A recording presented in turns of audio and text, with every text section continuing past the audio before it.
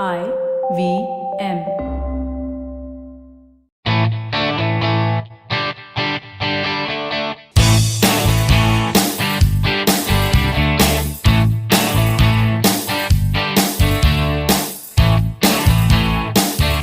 Hello and welcome to a brand new episode of the Musafir Stories, India's very own travel podcast, where each week we share the journey of travelers in their own words and relive their experiences with you, our listeners. Hey guys, welcome to a brand new episode of the Musafir Stories. Hope you're all well and keeping safe. On the podcast today, we speak to Saloni Prasad from the Surat Heritage Project as she takes us around a virtual tour of this historic city of Surat. So let's hop onto the episode and find out more. So with that introduction, we'd love to welcome Saloni Prasad, a curator with Surat Heritage Project, to the Musafir Stories. Saloni, thank you so much for being a part of the Musafir Stories and welcome. Yeah, thank you for inviting me. It's been actually, I love to talk about Surat. So, yeah, thank you for giving me this opportunity. Definitely. Thank you, Saloni. And we are also very eagerly looking forward to speaking and chatting with you a little bit more about Surat Heritage Project as well as about you and what you do. The intro I gave was very brief and concise. So why don't you speak a little bit more about yourself and also about Surat Heritage Project? I'll start with Surat Heritage Project, which started officially in 2021, although I started researching about Surat back in 2019. Surat Heritage Project is kind of an initiative to raise more awareness about Surat's heritage, which is a very Surat is an old city, but people don't know about it. People know it more about as a diamond city, as a textile city, as a modern city, but it doesn't know that there is a 600-year documented historical story associated with the city. So I thought there should be more awareness about it. So that with that motive, this community started, and my major primary goal was to connect the youth because I think youth needs to be aware more. We do a couple of things. We do walks, yes. We collaborate with other organizations to help them gather data, to organize some data on Surat, and so we have some other projects and some other bigger things that we do in the pipeline with other people as well. So let's hope that that also materializes soon. Coming to me, I am an engineer by my degree, but I don't practice it anymore. And I am a writer and a storyteller by passion. So which is where Surat history and Surat story also comes in because I absolutely love talking about that.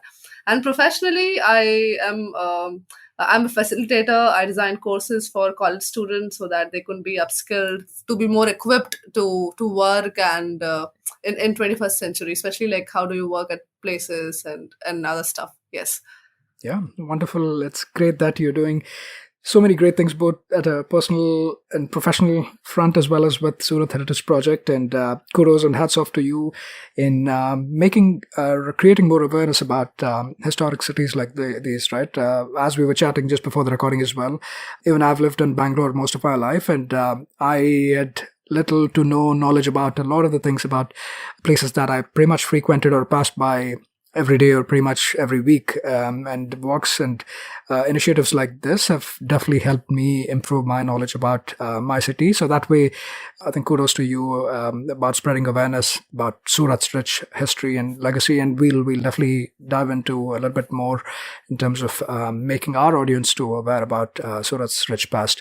A quick intro to, if I can also request you to give a quick background for people outside of Surat, just to get a sense of where Surat is and how to get there. Can you do some geographical context setting to Saloni? Yeah, so Surat is in the tip of Gujarat, and if you want to get here, it is 4 hours away from Mumbai. So you can just catch a train and from Mumbai and reach here in 4 hours or less. And it is there by the coast. So we have a beach in Surat as well, although it's not as pretty as Goa's beach. But that does mean that we face Arabian Sea and there's a river. So it's in the western part of India, tip of Gujarat. You can get here by Mumbai, you can get here by Delhi. It's pretty fairly well connected through all the parts of the country because it's a huge city. It's an eighth largest city if I'm not wrong. So yeah, it's pretty much easy. We have a airport as well, which was not working since a long time. I remember when I was a kid, the airport would not work, and I always wondered why. But there's another story for that, which I'll not go into that because it will get political. But yes, we have our airport as well, and then you can get here by flight as well, and almost like from all major cities, you can get here from within 2 hours. Great. So thanks so much for setting that geographical orientation for us as well, Saloni. And like you said, Surat is very, very well connected and is fairly easy for anybody to get here as well from different parts within the country as well as outside of the country. Now, before we get into the specifics of the walk itself that we cover today and some of the places we highlight, do you also want to set some historical context about Surat, just its past, the different, let's say, rulers or past that have been involved in the city, and just in general, how Surat came into prominence? Right. Yeah. We'll be happy to do that. So Surat has always been a port town, but it rose into prominence. I think the golden period of Surat is often called when it was under the Mughal rule, which was in 17th century, which is where a lot of travelers came in and wrote about Surat as well. So it's the most well documented era of Surat where it prospered a lot. So that is definitely there. But of course, Surat existed long before that. I think the castle that we're going to talk about later today, it was made in 14th century. So yeah, definitely it existed like 2 centuries, 3 centuries before the golden period. And even before that, Surat existed as a small town, and I think it was not maybe it was not a major port, but still people still were aware of this region. And before Surat was a port town, I think we'll have to dwell in a little bit about Gujarat's history as well here. But I'll limit myself to the port town. So you might have like come across like Khambat. So Gulf of Khambat was pretty famous, and a lot of trading would happen at Cambay. But the Cambay port started declining it because the Gulf was silting, and they had to like look for a different alternative for a better port. And there were two contenders for the better port. One was Diu, and the other one was Surat. Before Surat, there is another twin town which is Randeer. So I think Randeer was a better contender because it was also already like a better and bigger town back then. Surat was still smaller, but Randeer actually started declining because the Portuguese raided it, and then Surat started growing. But it still had a competition with Diu. But Diu was taken over by Portuguese. Right. And then Surat was the kind of an answer to the Portuguese that, okay, even the Gujarat Sultanate has a good port and something that they could, have to keep the trade going. So this competition between Diu and Surat, and especially the Portuguese and the rulers of Surat, this has been a dynamic which has shaped a lot of things. So we don't have a lot of Portuguese legacy in Surat, not that I am aware of yet. Maybe there is, but I need to dig in later. But I think the involvement of Portuguese, the presence of Portuguese, has definitely shaped Surat history a lot. So it evolved as a small town first, and then it became a bigger and bigger port as an answer to Portuguese, and it reached its golden time in Mughal era. And afterwards, it started declining. Because even the Tapi, the same thing which was happening to Kambat, the same thing started to happening to Surat as well. Tapi river was silting, and it was not fit to have a lot of ships coming into the river. Right now, if you look at Tapi, you would wonder that how come such huge ships ever came to the river. But back then, it was the case, but it was silting, and also the political scene was unstable at Surat because Mughal Empire was disintegrating, and then we didn't have a very strong Nawab, and the British took advantage of that. And I think shortly after Battle Palasi, Surat was also like given under, or rather, British cleverly took Surat's control, but they never took it or never controlled it with the method. Oh, okay, we will do the trade from there. They already had Mumbai, so they started developing Mumbai, and they focused on Mumbai. So Surat was there, but it was not the focus. And a lot of merchants migrated to Mumbai, and so it started declining in importance. It was some years later, and maybe we'll talk about this later. I mean, this is a valid question to ask, that how come that despite the decline, Surat survived? There have been actually pretty good research done on that, and but Surat survived somehow.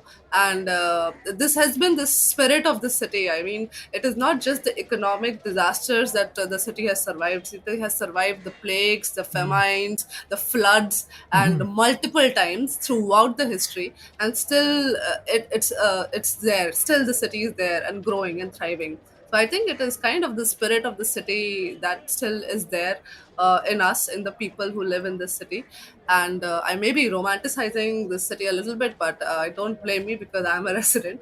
But at the same time, the Bombay grew, but Surat somehow made it. And then after the Indian independence, the textile industry boomed and the diamond industry bloomed, and it became one of the fastest growing economic city. And now it is kind of a financial, not kind of, it is the financial capital of Gujarat. And when you come to Surat, you would kind of see, because there are like a lot of flyovers, a lot of broad roads, especially in the modern town. So that has been like the story of the city in a nutshell.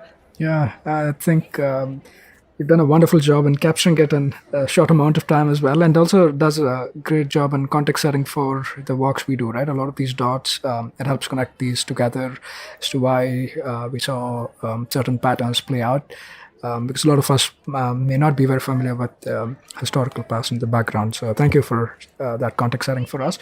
And in specific, right, trying to get into walk with you today, right? Virtual walk, if I may.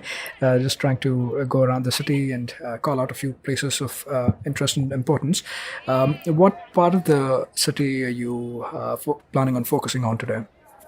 So, assuming that you're new to the city, I think I would focus on the main part of the old town. In fact, you can take a walk around the entire old town to see some interesting buildings. But I think I would want you to focus on some of the major, most important buildings that you should absolutely see when you're in Surat. And we would begin this walk with Surat Fort, which was in a very bad condition until 2015. But afterwards, like the government thankfully took notice and then restored it, and now you can visit it again, and it's all previous glory. So they've done a good job at restoring it. So we'll begin with Surat Fort, and then from there we will go to the Mughli Sara area, which is dotted with a lot of historical. Monuments, and shortly in this during this walk we will cover and virtually see these monuments as well, talk a little bit about their stories, and end it with the tomb of the person who actually made the Surat fort, and we will talk about that as well. This walk would basically give you the idea of some of the British history, because we have a couple of British monuments as well, the Mughal history definitely, and also like the background of how Surat may have looked as a prominent port. Okay, wonderful. Really looking forward to these. So yeah, over to you. I'll pass it on to you now to speak a little bit more, starting with the Surat fort, right? Tell us a little bit more about when this is from, the significance of this fort, and also what one would expect while walking into this fort. So, if you go to Surat Fort and decided to visit it, I think the fort itself can take 2-3 hours for you to see all the galleries. So, usually in my walk, if we are walking through Mughal Sarai, I don't enter inside the fort, but I'll give you a glimpse of a little bit what it looks inside as well, because it's virtual tour. So, I think we have that luxury. So, Surat Fort was in 2015. I remember I visited it once when I was in college in 2015, and it was completely, I had no idea there was a fort in Surat. And sadly, that is the case for a lot of people even now. Even though we have this restored castle, people don't know about it. But I guess it will change as well. When you enter this fort, so to give you a little bit of historical context, it was built in 14th century by Muhammad bin Taghlaq, because he was kind of frustrated by the local tribes, the Bhil tribes, attacking the Surat town again and again. So he built a small fort. So when I say Surat fort, I don't want you to like imagine a fort like Amer Fort or Chittorgarh Fort, which is like Right. huge spread across hills. It is like a small castle which is there by the river. Okay, so we do call it a fort, but I think it is a small fort. But it still had the function of a fort in sense of that we had cannons, and there were like artillery, and then people would like protect the city from there. And another thing that I also want you to like think about this is that when you visit to Surat right now, so you'll just see the fort, but at one point Surat used to be a walled city. So the fort would serve as a better purpose as a walled city. So I think when we imagine the walls in usually in the fort, you will have to like imagine that there were walls with what used with what which is what ring road now, but they kind of destroyed, not kind of, they destroyed the walls, and so there is no, you cannot get the sense of how it actually looked like with the walls. But sure, the fort is still there. So coming back to the fort, you can go into the fort, and there are like a couple of galleries that will give you. Since there is a sculpture gallery, there is a woodwork gallery and textile gallery. So there are many galleries, but I think what I would like to talk about is the my favorite galleries, which is about Surat's archive gallery, which tells you briefly, gives you the overall picture of the timeline of Surat, the ships that we used to come in Surat, the travelers who came here, the prominent people who came here. So you would enjoy seeing that in that fort. And the other gallery, which is my favorite, is the travelers gallery. So earlier I've mentioned that a lot of travelers used to come to Surat, and they would come from different parts of the world. We have a lot of European travelers, we had Armenian people living in, Arabs, Turks, of course. But these especially the European travelers have left behind such vivid accounts of the city that it has really helped us understand that what was the city back in especially the 17th century. It was first built by Tughlaq, by Muhammad bin Tughlaq, and it stayed that way. It was a small fort, it stayed that way for some time. And then afterwards, there was this guy called Khudavand Khan, who was basically a governor and a really close friend of Muhammad Begra, the Gujarat, if I'm not wrong, the Gujarat Sultan at the time, whose capital was based at Champaner, which is a town, small town now near Vadodara. So he was based out of there, and like I mentioned before, they wanted to grow Surat as a counterpart to Diu, and he was pretty much frustrated by the frequent Portuguese raids to the town. So he ordered Khudavand Khan that if he could build a stronger fort in the city, and he started working on that project. And finally, most of the castle that we see today, it's because of the design that his designs that he submitted and eventually worked on later. So he was the major contributor, I think, project manager of building Surat Fort. And later on, there were constructions, and they tell you about this when you enter the fort as well. That there is a Dutch construction, there's a bit of British construction, because it was taken over by a lot of other people. So there are like some architectural differences by these additions, but I think the most of all, the overall layout has stayed the same over time. And yeah, like you said, it is clearly one of the, as a heritage sites within the old city, the core old city that you find today. It's one of the important parts and not to be missed out on. I mean, obviously, ideal way would be doing it as a part of this walk, so you're getting a little bit of a historical connection too. But even if you're visiting it by yourself, or if you're visiting Surat by yourself, definitely one of the spots you should be making a pit stop at. Yeah, please go on to the next point of interest as a part of the walk that you cover, Saloni. Right. Okay. So right, just across the CNI Church, there is Andrew's Library. I'm not going to talk a lot about it, but like if you come to Surat Castle, I think you would definitely see this library across the road, and you would be like, oh, that's an interesting looking building. I wonder what it is. So I'll just give you a little bit of context there. Okay. So Andrew's Library was basically a library that was constructed with a Jain patron and by the British to promote more learning to the knowledge seekers in Surat. It is a functional library even now, not the biggest library of the city, or I think that would be Kavi Narmad Library. But I just thought like I'll give you a little bit of context of yeah, what this library is. Just behind this library, there is CNI Church, which is a 200-year-old church, which was built by the British for the British officers. And if you visit this church, even the furniture, the door frames, the window frames, everything is still 200 years old. They also have a huge Bible, which is again 200 years old. And back in the days when the river was fuller, so the river would be like come near the church. So I think it was built with the purpose of being near the river. So even though you cannot exactly see the river from the church anymore, but yeah, it is still nearby.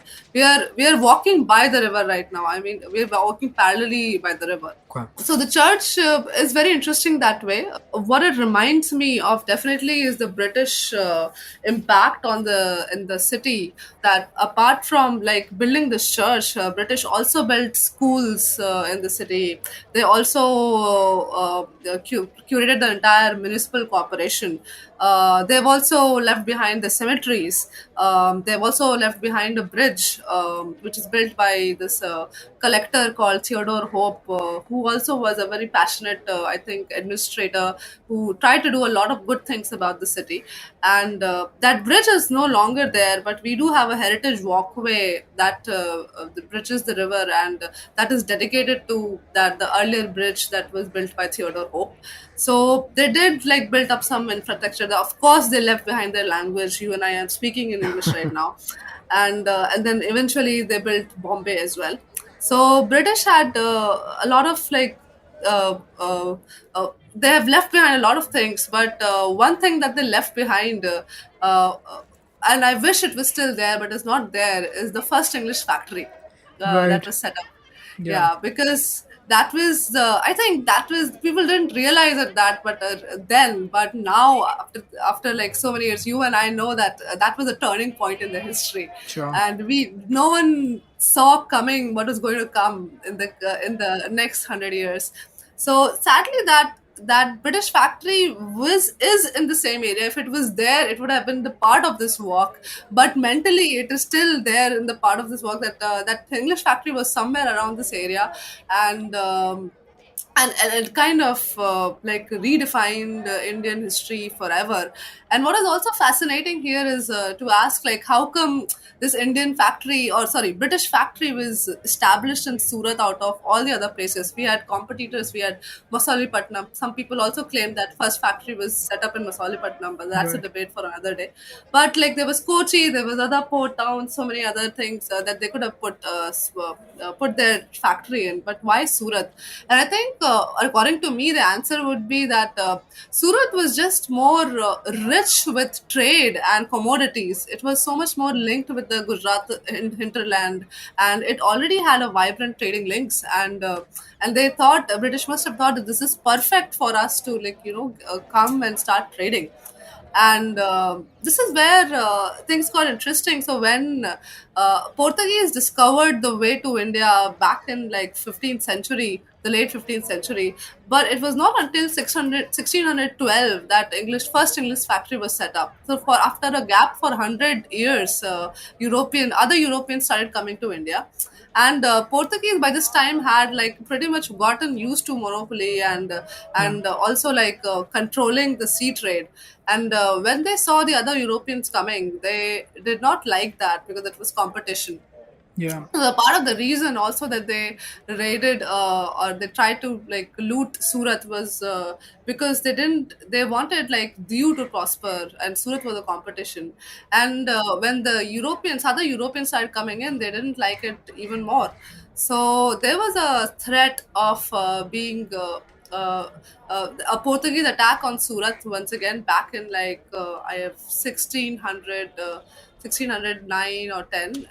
I'm not too good with years, but during that time, and the Mughal governor at the time of the city was like really scared, and he didn't know what to do because he knew that the British was really good with their naval technology and everything. So he kind of fled, and but at this time, like the English stepped up and then said, "Okay, we are here to help." They had been trying to set up a factory in Surat for a long time, but that was not happening because the Emperor Jahangir was not kind of convinced to give them this privilege. And that also was because the Portuguese Jesuits who were there in the Agra court, who would always tell them that, oh, don't trust the English. So he didn't want to trust English, Europeans forever, whatever reasons. So that was not happening. But this threat from the Portuguese was an opportunity for the English, and they fought against the Portuguese. And even though Portuguese were well equipped, much more well equipped, and had much more manpower, they won this small battle. It took them 4 days, but they won. And that was a really decisive victory for them because it put them in the good books of Jahangir, and Jahangir them gave them the permit to set up the factory in Surat, and that led to the first English factory. In fact, this was like one of the first. I'm going a little bit off track here, but this is one of the first story that I read about Surat, which kind of blew my mind. That how this we never talk about Battle of Sowali. We Right. talk about Battle of Palasi, of course, but like this smaller battle that happened 50 years before, sorry, 100 years before that, was so much more decisive. And I didn't know that. I didn't know that being a Surti myself, but now I know better, of course. And that happened, and then the first English factory was set up because they finally had the permit. But the first English factory is no longer there.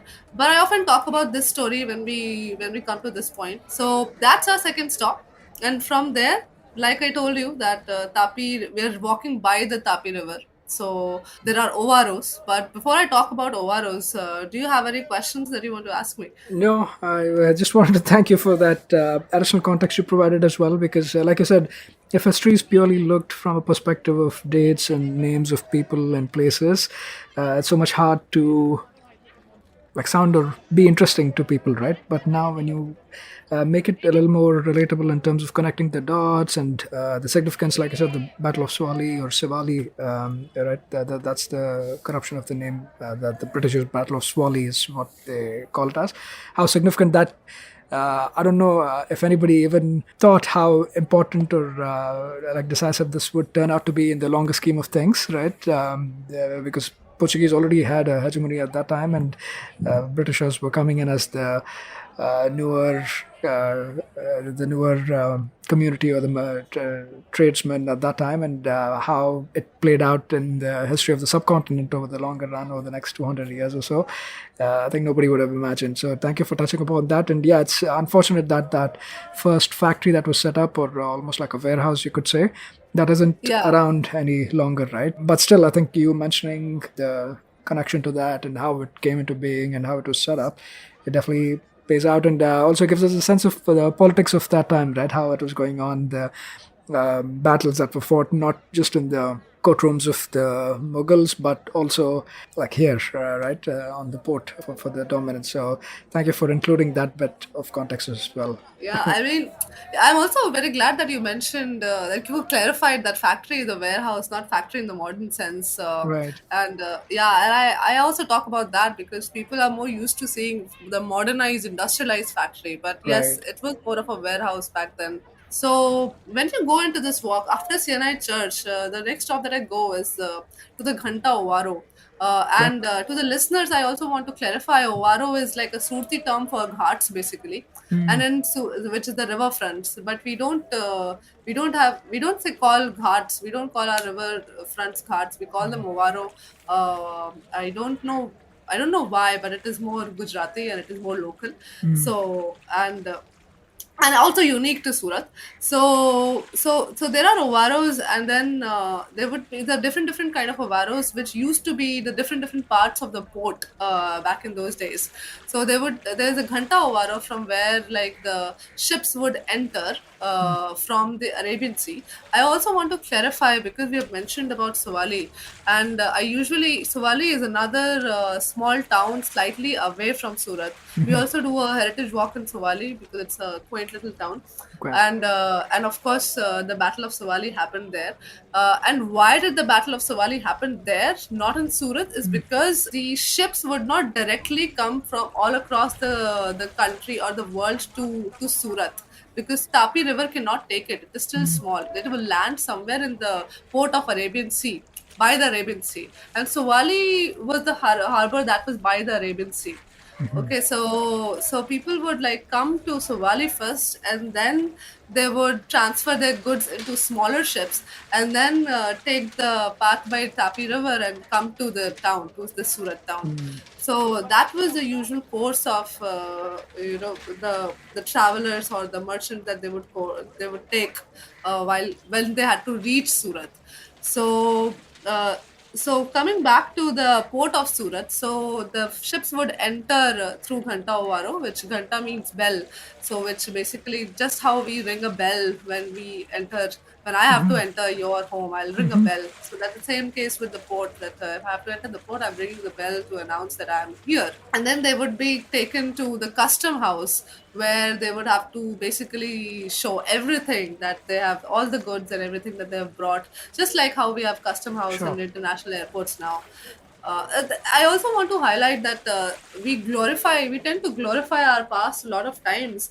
But I also want to, and I also talk about this in my walk, that nothing is perfect. Even our past is not perfect. And we complain, and some of the issues that we face today were the issues that we faced that time as well. So, for example, the government was not ideal even back then. There was a lot of corruption there as well, and this corruption would happen here at this scene as well. When sometimes the merchants had to bribe the other person to let them, if there is something, I think, of very precious stone, and the custom house manager really liked it, so it's like, yeah, I'm taking it, and you cannot do anything about it because I am the person who is in charge here. So those kind of things would happen, and they were pretty frequent, and normal also. I think the merchants are used to it, just so that we are used to giving bribes sometimes. Right. Yeah, so I think they were also used to giving bribes at that time. And so the custom house, they would declare all their goods. I'd also like to highlight that we don't have foreign exchange like we have today back in 17th century. So how would like the money get exchanged? I'm coming from Spain, so, or not from Spain, because they would go to the North America more. But like, say I'm coming from England, and then I want to trade in India. So, but my money, will that be accepted? No, because we have our own coins. So, what happens to the coins that I bring? So that would go to the mint house that was there nearby in Surat, and Surat has its own mint house. We had to have that because it was very important, and we dealt with a lot of money. So all the gold and the silver and everything that would come in to the city, that would go out. They go to the mint house. It will all be melted, and then it would be made into the Mohammedis or the Mughal coins that would run in the city. So that would also happen, and. And then like there was so the custom house, the location that there is custom house, that is called Furzo Avaro. And then the mint house was somewhere nearby. You cannot see the custom house like physically now. That structure is not there. Mint house is also not there. But at the Ghanta Ovaro, there is a Ghanta there at the entrance, which is still Okay. there. Okay. So, which is very interesting. And I don't know if it is the same bell that would ring 400 years ago, but I know that it is pretty old. And I like to imagine that it is, because it just makes it more fascinating. So yeah, so you could imagine the port looking like this back in 17th centuries. You can also like, there are like so many sketches that travelers and other people have drawn of Surat from like the other part of the river, where you would see different kind of ships, and those ancient ships, if you can imagine what I'm trying to tell you, that in the river, going so many ships going here and there. Surat is also called Choriasi Taluka, which Choriasi comes from the Hindi word Chorasi, which is 84. So it is said that the people from 84 countries would come to Surat, and then at the port there would be flags from these 84 countries. So that's why it is still called Choriasi Taluka. So I think, so like I've mentioned before, the river now looks completely different. We have dammed it up, so there is practically no water that comes to the city. It is sadly the condition for a lot of cities in India. But back in those time, I'm sure the river was so much more fuller and brimming with ships. That also came with its own problem. Of course, there were times during the monsoon season that the port was closed because it was not navigable. The ships could not travel in monsoon. So of course those things were there. But yeah, in general, this is how Surat looked like as a port back in 16th, 17th century. Yeah, thank you. And I really appreciate you being so descriptive about it as well, and especially this being an audio podcast. And I mean, whether or not this was an audio podcast, right? Like I said, a lot of these structures don't exist now. So you helping almost recreate that view for us, I really appreciate that. And from here on, where do you move to next? I'm assuming we're still continuing next to the Tapi or the Tapti River, right? Yes, yes, we are continuing this. I move on to the next stop, which is the Mughal Sarai, Okay. which is currently the SMC office. SMC has two office, so SMC Surat Municipal Corporation. The older office is stationed at Mughal Sarai, which is actually a very old building built in 17th century by Jahanara as a travel lodge. Because I think another thing why Mughals loved Surat was that it provided them a really nice route for going to Mecca. Right. And there is a region in the Surat city, old city, which is called Makai Pul. As a child, I always used to wonder. I would not wonder a lot about these things, but one thing I remember wondering about this is why is it called Makai Pool? Do I get Makai there, like the corns and everything? So I would, I would Yeah. wonder that. But now I know better that Makai is coming from this Mecca pull. So you're going to the Mecca through this pull. Probably it led towards the port and wherever the people would go in to board the ship. Right. So that's why at one point, especially during under the Mughal, Surat was also called Bandar Mubarak, which basically means auspicious port. So from the port where you could go to this holy city of Mecca has to Right. be auspicious. Yeah, for the So Hajj pilgrimage, basically. yes, Yeah. the Hajj pilgrimage, Yeah. and for the Hajj pilgrims, Jahanara built this travel lodge, and Jahanara was in charge of Surat for some time because kind of Shah Jahan kind of liked her, and for a lot of reasons, I'm not going to go a lot of stories in that, but yeah. He gave the in charge of Surat's revenue and everything to Shah Jahanara, so that made her a pretty wealthy woman at the time. So she built this travelers lodge. Although all the rooms are there as offices now, but whenever I go inside, I just try to imagine it as like different kind of travelers living. It has a courtyard in between, and then there are rooms like 3-4 stories rooms by around it. And it's good to see that the building is still there and the building is still functional. It would be awesome if they could turn it into a hostel or something, but I know that's just me dreaming. Too big, Yeah. and it's okay. Yeah, basically, sarais are hostels of the yesteryears, right? That's what they're Yeah. called. So Mughal Sarai kind of makes sense. But this is currently the SMC or the Surat Municipal Corporation building, is this what you're saying, Yes. right? Yeah, Yeah. okay. Yeah. Yeah. And I also read up somewhere that, like you mentioned, thank you for bringing up that connection to the Hajj pilgrims also. Like you said, this port was very like one of the ports, important ports through which most people went for pilgrimage back in the day. That they would basically go through by boarding ships. Right, it wasn't like in the current day where it's so easy, so much more easier.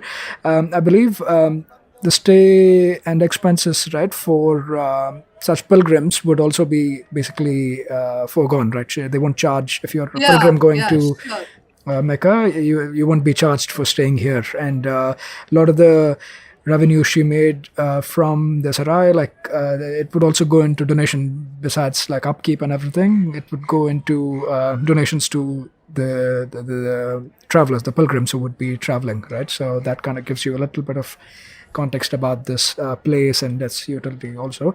Where on from here after making a stop at Mughal Sarai? Where do you move from here?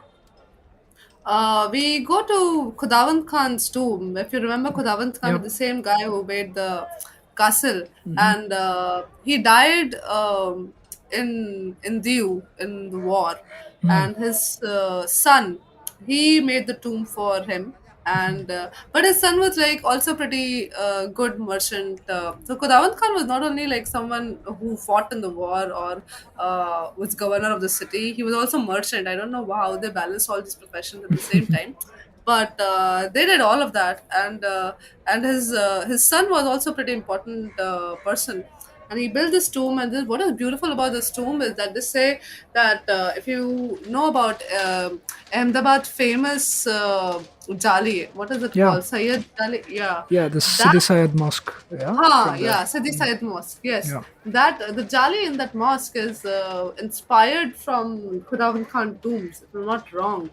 And and if you visit this tomb, this is like just a it's an extraordinary. It's like an oasis in the middle of desert because there is like a lot of. Of course, there's old architecture as well in the old city, but it is still surrounded by a lot of modern buildings. But there, in the midst of these modern buildings, there's this tomb that you just know looks so vintage and so ancient. And there is a lot of hustle bustle in the roads because the main road, a lot of people come in. But once you go inside the premise of tomb, even though it's not a very huge premise, somehow it just gets quieter and calmer.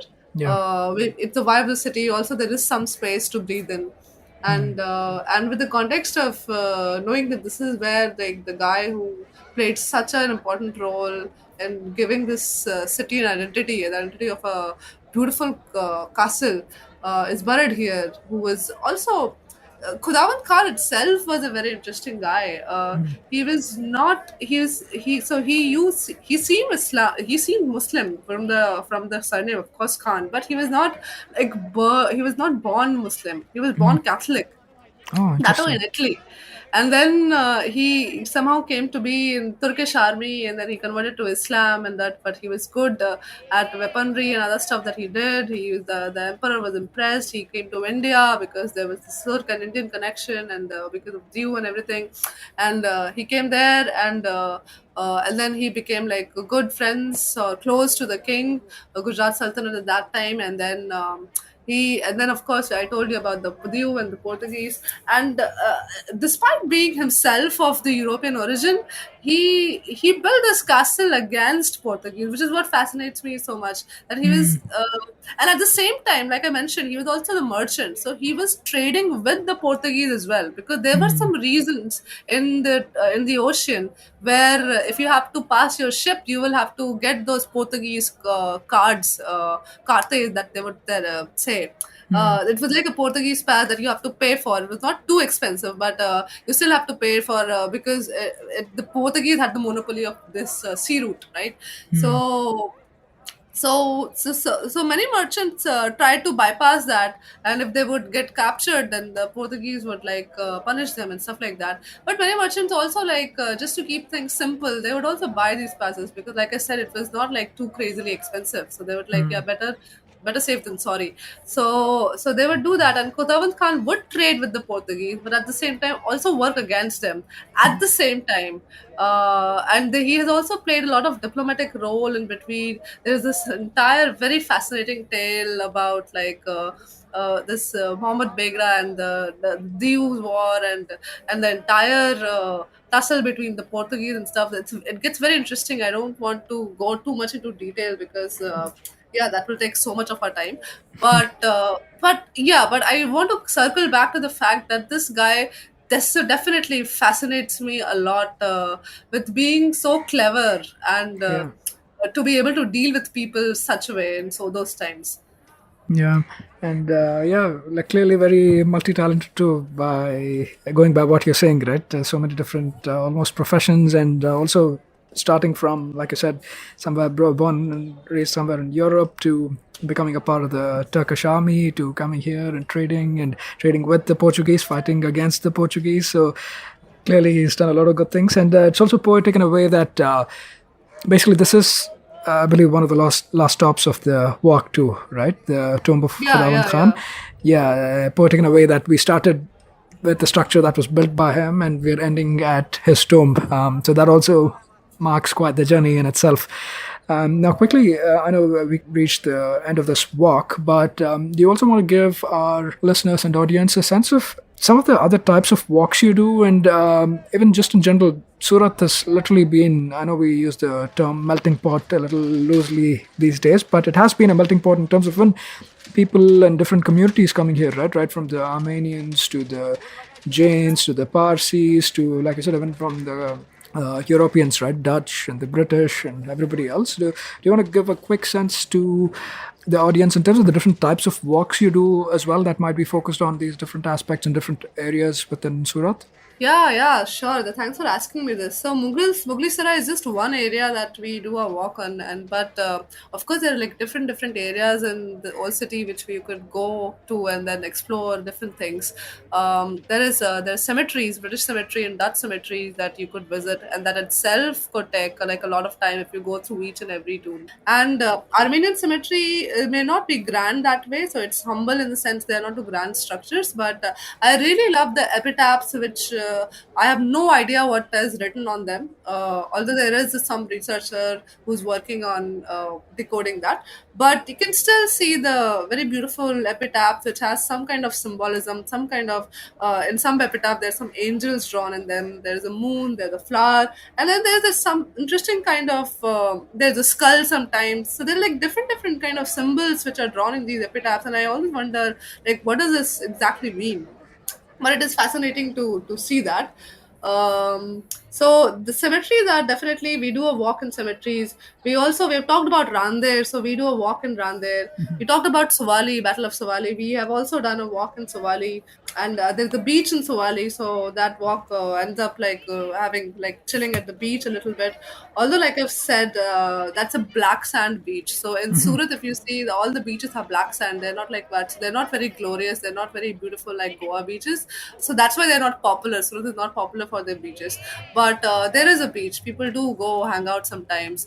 There is another walk that we do called Dumas, which talks about the history of Siddhis. And if you know about Siddhis, then you would know that that itself is so fascinating. Right. Yeah, so we talk about that. We also talk about the Burmese connection with Surat, which is in Variav, where a lot of immigrants from Rangoon came in and settled in. We do some walks in Old City again, like in Gopipura, which is built by this famous merchant called Malik Gopi.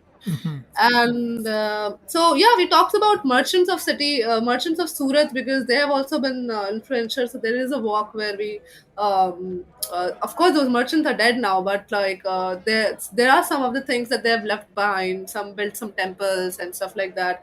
So we talk about those merchants and what they did, because they played a very important role in Surat history. We talked about Parsis, because it's a very huge Parsi community that was in Surat, and almost every Parsi that is there in the country, although I know there are not many, if you ask them, there would be some or the other kind of connection that will lead them back to Surat, either through their great grandfather or more, if we go even more back, either they would be linked back to Navsari or Surat.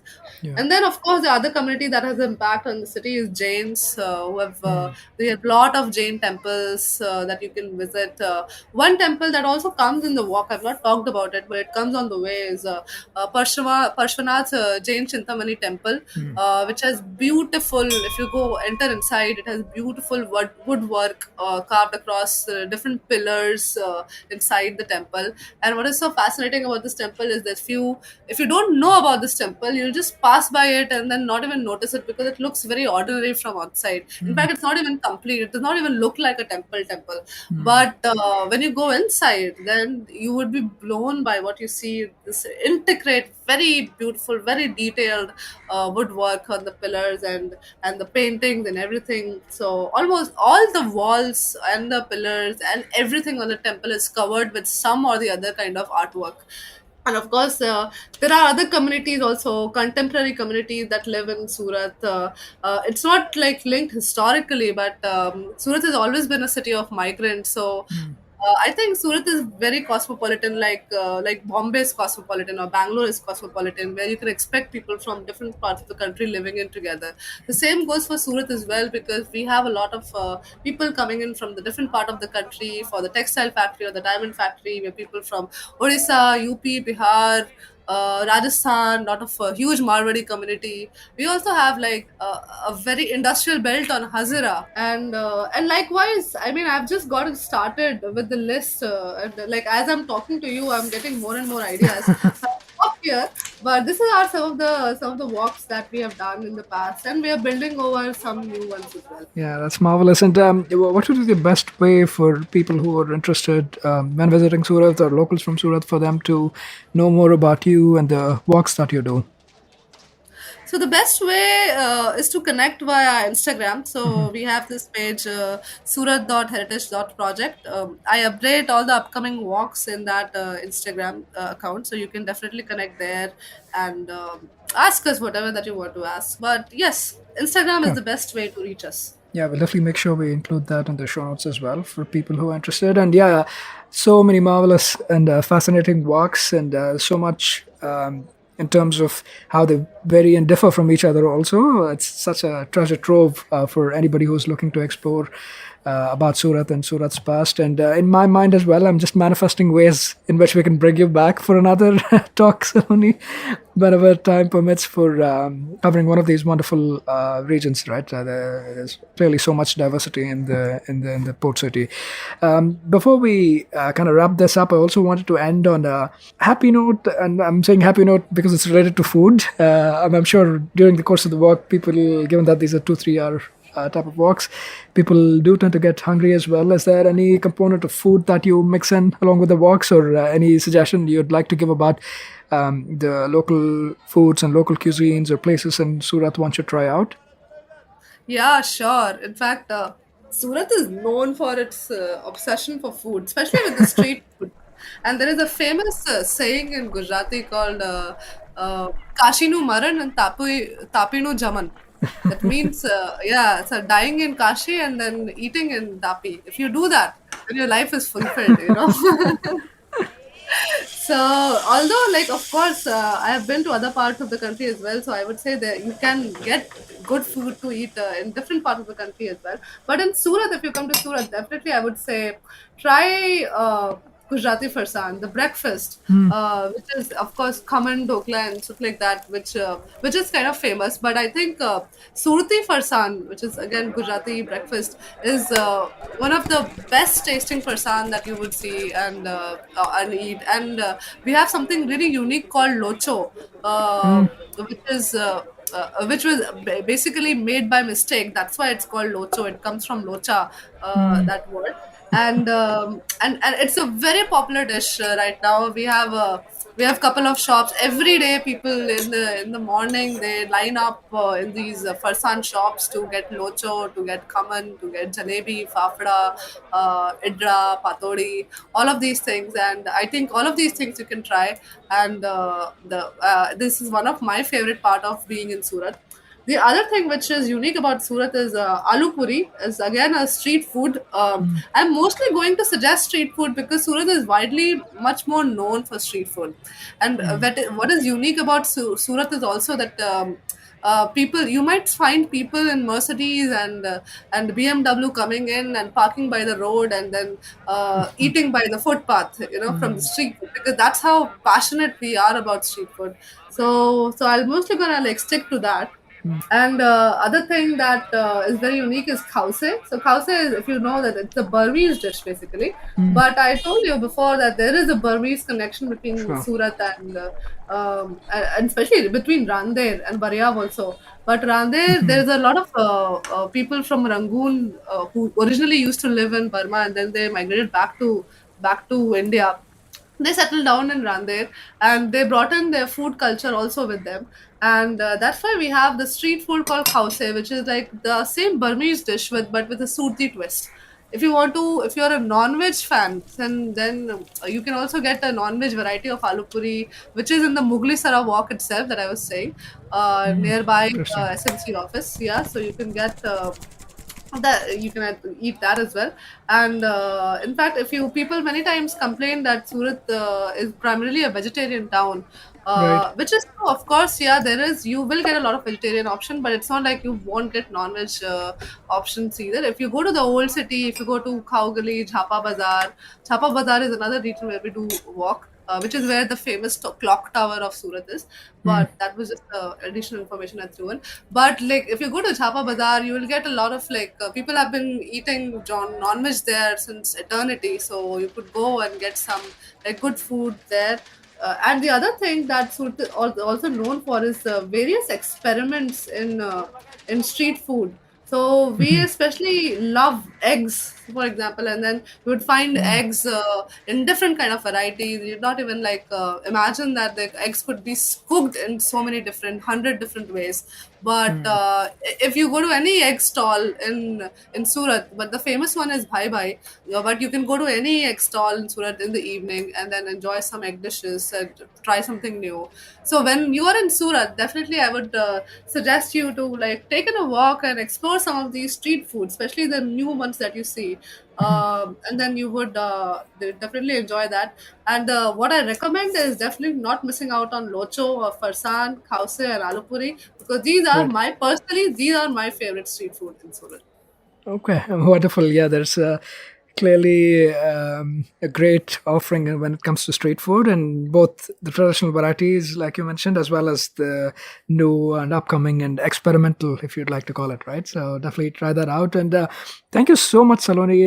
It's been such a wonderful journey, right from getting a sense of the historical significance of Surat, its journey over the time, its golden period, and also what was more endearing to me was how you linked up these stories beautifully, right? You gave us like a full picture. It wasn't just about places or just about people. It was a complete picture for us. And like I mentioned at the beginning, we'd love to have you back for another walk. Hopefully, you have enjoyed the experience too, and we can have you back for a walk. But we'll definitely also see how we could work together and perhaps have some of our listeners or your patrons who can enjoy this experience too that you walked us through virtually, how they can be a part of this walk, right? We'll figure that out and include some additional notes in the show notes. So we'll do some sort of a giveaway where people can be a part of this walk in the future. But yeah, again, from the bottom of my heart, thank you so much for being on the podcast and covering off such a beautiful aspect of Surat. Thank you so much, Saf, for inviting me and listening to all these talks that I had to say, because I always wonder that maybe I'm speaking a lot. But I see that if someone is listening and someone is understanding, then I feel so much more like valued and better. So thank you for saying all these kind words, and because they mean a lot. And the bigger goal is not just like Surat is my city, but you also have a city. You also live in a city, and all of us have stories. So I hope this inspires you to like discover yours, because that's important. Thank you so much, Saloni. It was a pleasure talking to you, and we hope to have you back on the podcast very soon.